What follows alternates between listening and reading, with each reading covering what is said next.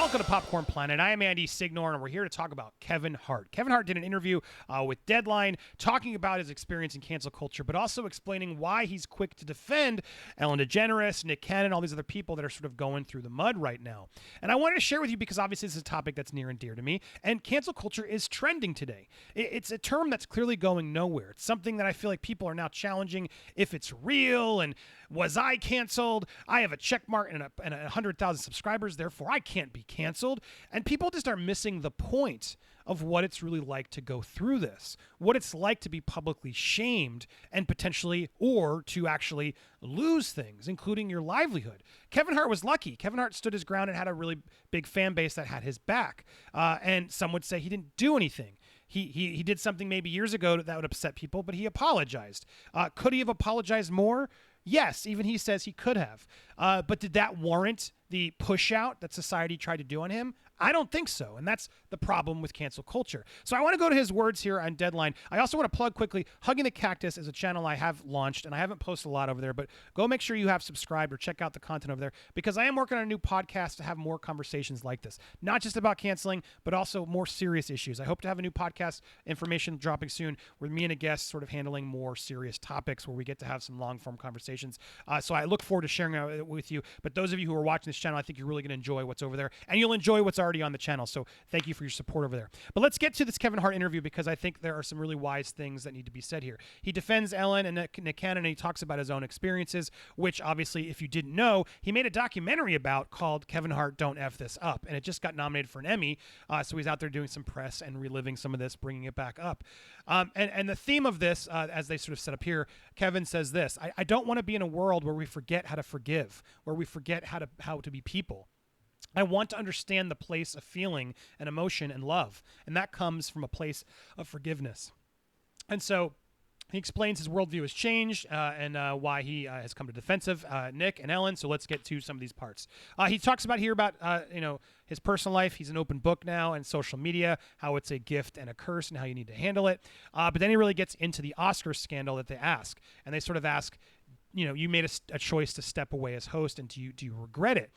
And he goes into there, and he does sort of acknowledge that he probably could have done better, but he acknowledges that he should have stepped away from the Oscar hosting because he realized he sort of would have sullied it. But he goes in, and I want to start here because he realizes, he thought people would just assume they knew he wasn't that person that they were painting him. And I relate to that. He's just like, well, I'm not that person. I'm angry. Why are you calling me this person? I didn't say those things in hate, out of hatred. I didn't understand that. That's not what I meant. F off. I'm not going to apologize for you thinking I'm this person. And I think that's an important thing you got to understand from his perspective, that I'm grateful that he's opening up and being really open about.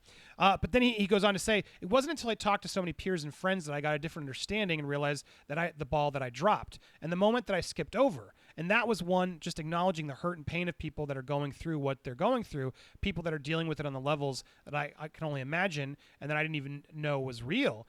For me, in those same conversations, it was about making my peers and friends understand I truly was ignorant to all of this. I had no knowledge about it. I had no understanding about it. So if it wasn't for the conversations, I wouldn't have been able to get a point of understanding. In today's time, we're skipping over that. We're skipping over the moment of resolution and solution, right? In order to change, there has to be a resolution. There has to be a moment of understanding, and then the opportunity to move on and grow and get better and be better. So I was very thankful to have the relationships that I had, that opened my eyes to these things, that painted the pictures, that allowed me to see what I see now. But if it wasn't for them, I would still be in a blind spot of just not knowing. From that experience, it made me better, it made me wiser, but more importantly, it made me more aware. I mean, bravo. You don't get more clear than this. If it wasn't for the conversations, I wouldn't have been able to get to the point of understanding. Sometimes people just are idiots or clueless or don't understand. Or sometimes society has big movements that adjust and make change. And they are necessary for us to learn and grow. But without actual conversations, without proper dialogue, we can't actually change. We can't find solutions. We can't become better. And in that case, that's the problem with cancel culture and these mobs out there that just attack. Even if wrongness has been done, where are you putting them? How are they going to learn? How are they going to make a living to support their families and learn? And look, in certain instances, obviously, people do terrible, terrible things and deserve justice, right? But they deserve justice. They need to go to jail or be in a trial. When it's a court of public opinion, you have a choice whether you want to subscribe or watch that person. And so many people watch this channel and they just hate. And I'm like, please just leave. Get out of here and stop watching if you don't enjoy my content or the way I deliver it. I'm doing it for me. I'm not doing it for you. And so, I think people just don't understand that. And they just want to chip away at due to their own insecurities and their lack of growth and understanding. They just want to tell you how to act their way, the way they think is the right way. And that's dangerous. So I really, really want to stress, and I applaud him for really pointing this out so eloquently, the fact that you have to have conversations. You have to have dialogue. You have to allow for growth if you want society to change in a better direction. But he goes on, there's continuing to deliver some great pieces of insight here.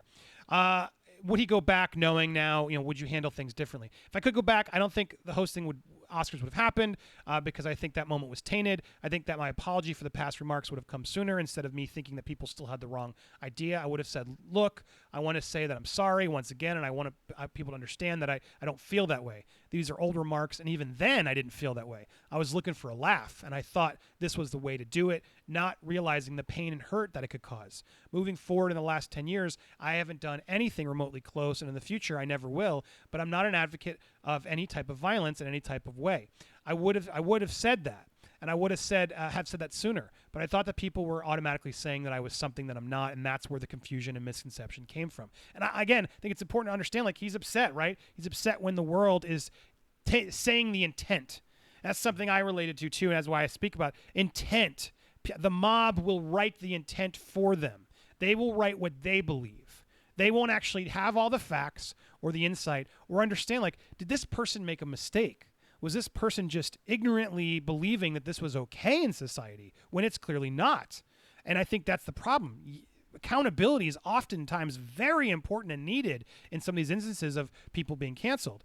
But it's hard to take accountability when all there is left is anger on both sides, because no one has the ability to have rational conversations and say, no, Kevin, what you said was wrong. Or, hey, Andy, what you did here isn't okay. You know that, right?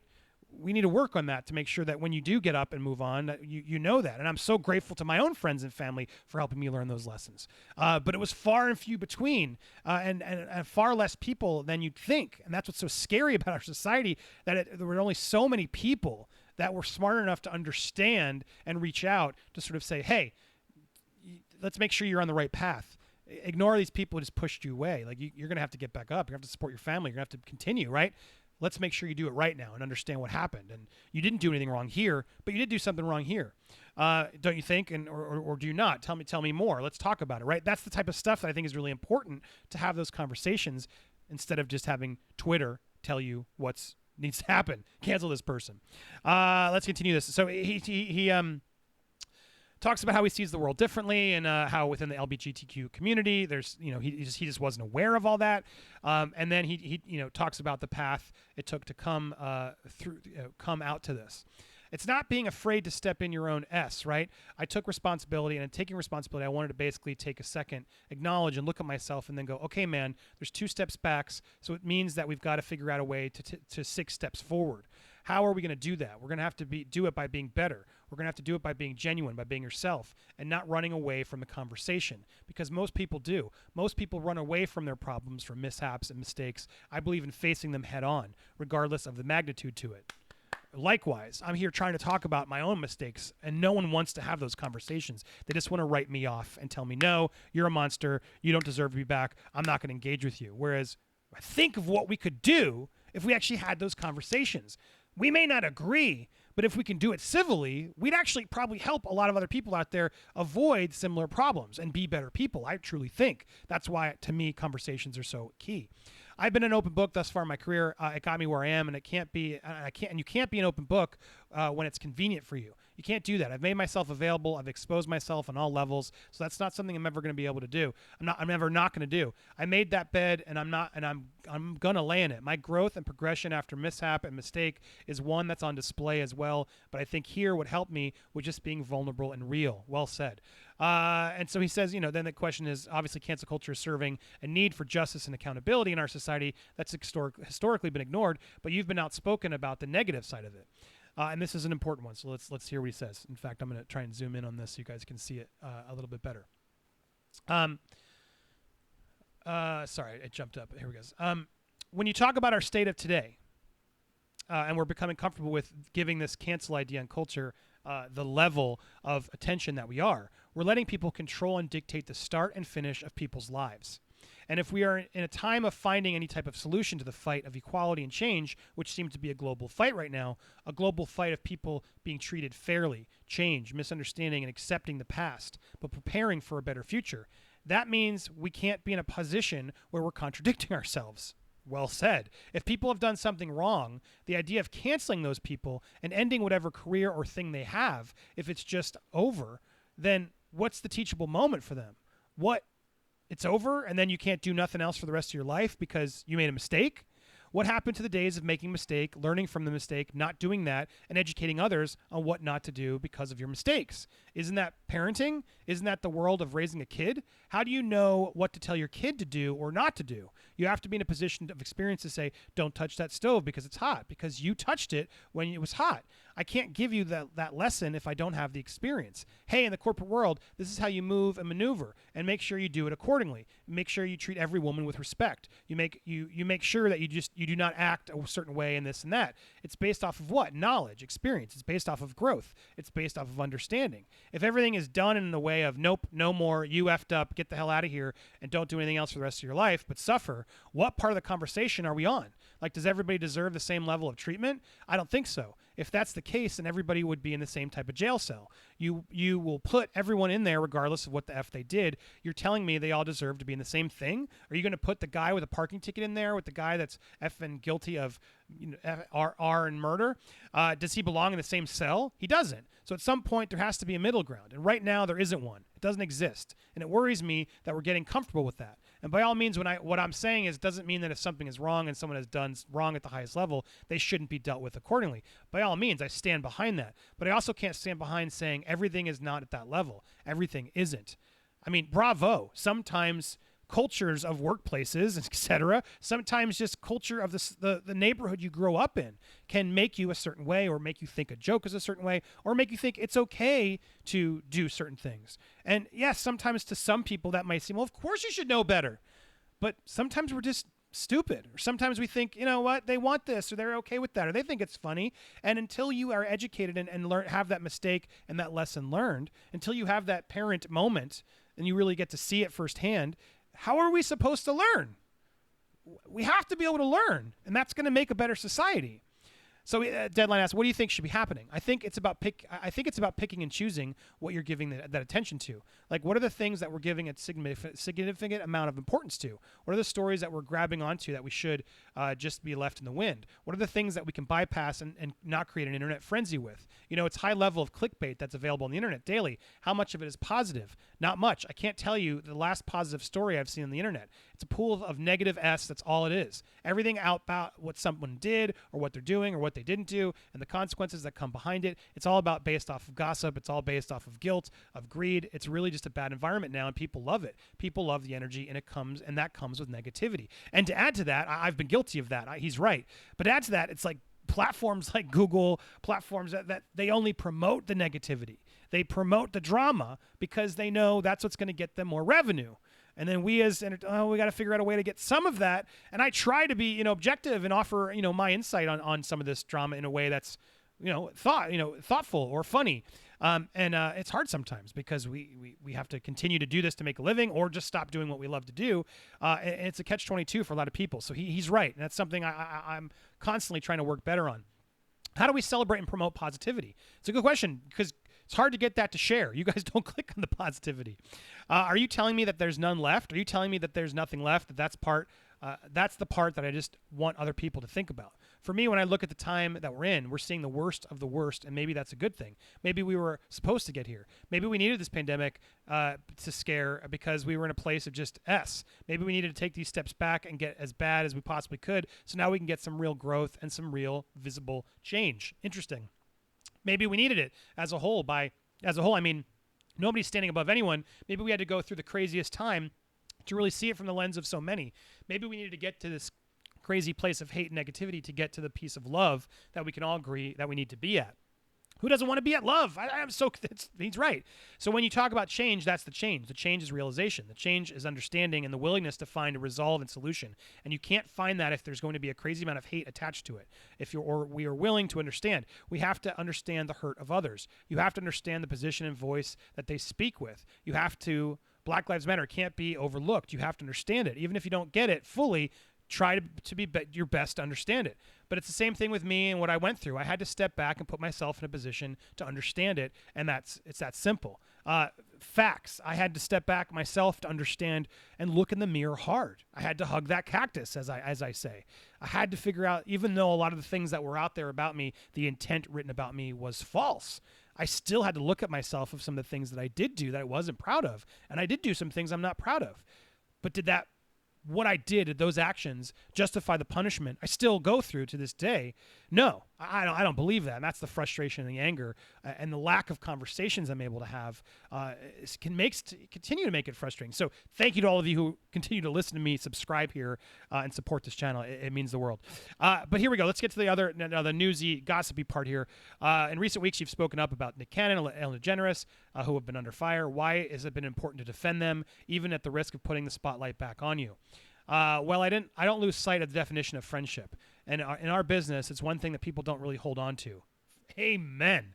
There's a lot of relationships that are fake, and there's some that are real. In my case, the ones that are real are the ones that I'm always going to be adamant about speaking on behalf of. I know the people that both of them are, and knowing the people, all I can say is my experience with those people. That's not to take away from what other people are saying, that they've said, and that they have done. It's just to highlight what I'm saying. I know and what I can speak on behalf of. In times like this, I also know how dark it gets. I know how lonely it gets, because I know that these are the times when people just turn their back on you. So for the ones that you love, that are close to your heart, you just want them to have some support. But when it seems that there's none out there, and that's just who I am as a person.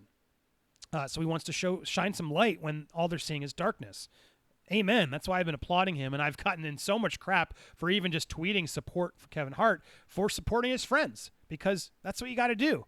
Even if they're wrong, sometimes you just got to support the friends. I mean, obviously, if they're a murderer or whatever, difference, then you can do it maybe privately to sort of try to help get them on the right track, or make sure their family's okay. But in instances of what we're seeing online, when you say something stupid, yeah, be there for your friends. Say, that's not the person I know. That must have been a mistake. I know in their heart who they are. He continues to say, that goes for anybody across the board that I consider a friend, and that's not a big group of people. Everybody doesn't get that conversation and that feeling from me. But the ones that do, I'm serious about. I'm true to it. And that doesn't mean that you have to speak on behalf of the problem. It doesn't mean that you have to just disregard the things the others are saying. It means that I can just speak on my relationship with my friends. When it comes to Nick and it comes to Ellen, I know who they are, and I know who they've been for the years that I've been around them, and I can only speak for that. Those are two of the most amazing people that I know. Bravo, man. Look, all completely well said. I respect Kevin Hart more than I ever have. I never really followed his stand-up. It was not my favorite, but I've come to really appreciate and respect him. And to be honest, I'm going to support him a bit more just because I really, really admire him standing against the grain, standing up for his friends, being loyal, and taking accountability. I believe this is actually what he's saying here. He's admitting, look, I said I stand by what he did, but I appreciate that even now, he's like, I probably could have done more. And now that I step back and see it with history, a little history to it, yeah, I could have probably been a little bit more adamant about what I said was not right, because I just didn't know. But I think I totally understand, and I appreciate him admitting anger is real. The anger of being publicly shamed and labeled, your intent labeled by so many online who don't even know you. It's just a feeling I can't explain. It's really, really frustrating. It's a really hard thing to get over. And so I can see why he would have been frustrated of like, no, I'm not doing that. I'm not giving into this. Who are these people? They don't know me. But at a certain time, he's very vocal with his fan base. You also got to sort of really be honest and genuine and remind the people who maybe are casual fans of, well, no, that's not who I was. People who know me know that, but you don't know me, I guess. So let me remind you, that's not who I am. So good for him for coming forward, taking that accountability and everything else. Thank you guys so much for watching this and supporting this one. Please leave some comments, support down below, and also subscribe if you haven't already. And check out these other videos if you can to support the channel here. More comments, so stay tuned. Thanks for watching Popcorn Planet.